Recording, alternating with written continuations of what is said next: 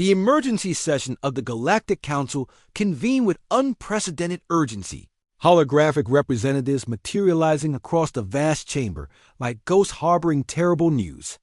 Ambassador Zefkar of the hegemony shifted nervously on, his crystalline perch, his 4 eyes darting between the assembled delegates.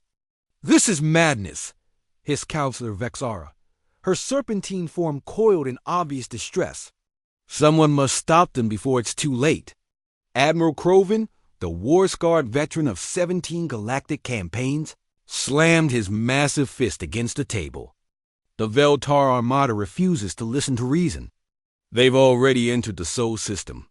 The chamber erupted in panic chittering, growling, and electronic screeching from various species.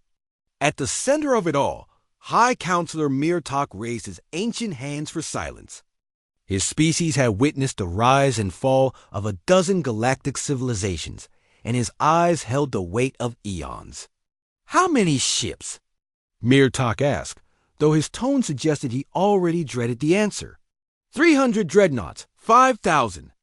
Cruisers and support craft numbering in the tens of thousands, Admiral Croven reported grimly. "They're calling it the largest invasion force in recorded history." Counselor Vexara's scales turned a sickly pale green. "Against a species that barely has faster-than-light travel? It's like using antimatter warheads to hunt tree sprites." "Worse," muttered Ambassador Zefkar. "At least tree sprites have the sense to run." The Council had been monitoring Earth for decades, ever since humanity had achieved nuclear fission.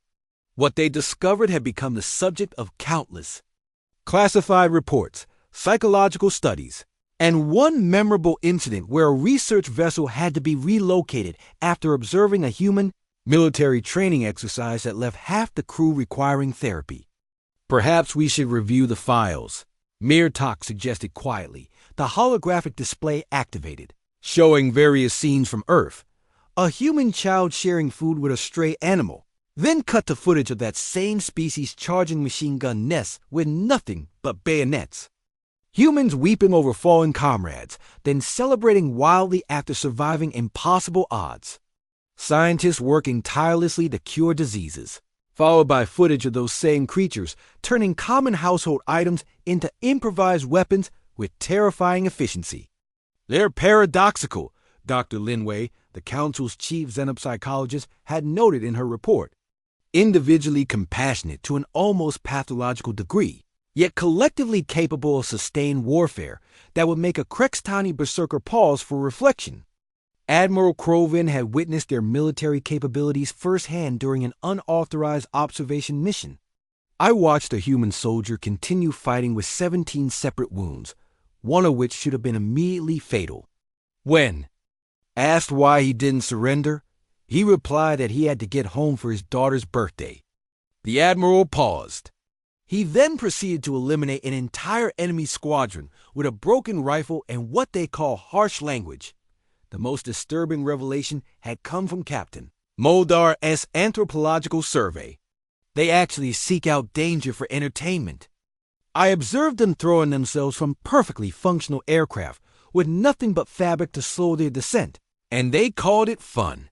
They deliberately traveled to locations where volcanic activity could kill them instantly because the scenery is nice. One human ran 26 miles without stopping because someone bet him he couldn't. And their pack bonding capabilities," added Dr. Linway nervously. "They form emotional attachments to virtually anything. I've documented cases of humans risking their lives for small furry creatures, machines, ideas, and in one concerning incident, a piece of fabric they claimed represented their team." Counselor Vexara shuddered. "The scariest part is how they handle being outmatched. Every other species in the galaxy has the sense to surrender when facing impossible odds. Humans seem to view it as a personal challenge. Remember the siege of Thermopylae historical record?" Mirtok asked grimly. 300 humans held off an army of hundreds of thousands. When told that enemy arrows would block out the sun, their leader's response was, "Then we'll fight in the shade." That's not even their most ridiculous military moment, Admiral Croven added. During their Second World War, They had a unit that fought an entire division with nothing but a sword and a longbow. Successfully, the chamber fell silent as the implications sank in. Has anyone attempted to contact the Veltar? Mirtak asked. Multiple times, replied Ambassador Zethkar. Their response was that they would make an example of these primitive apes to discourage other species from resisting the hegemony. Dr. Linway pulled up another file. There's something else. Recent intelligence suggests humans have been monitoring our communications. They know the invasion is coming. Their response? Vexar asked, though her tone suggested she wasn't sure she wanted to know. They've started preparing welcome messages in various galactic languages, Dr. Linway reported. The translations roughly read as "Come and take them," "Remember the Alamo," and something about playing hide and seek with their nuclear arsenal. A smaller species representative, barely visible in the holographic display, spoke up with a trembling voice. My people have a saying, never wound what you cannot kill, and never threaten what you are not prepared to destroy completely. The humans have a similar saying, noted Dr. Linway. If you come for the king, you best not miss. Admiral Crovin stood slowly, his massive frame casting shadows across the chamber. The Veltar have 300 years of military tradition, the most advanced weapons in known space, and have never lost a major engagement. And, Mirtak prompted, and they're about to discover why every species in this council has had the same standing order regarding Earth for the past 50 years.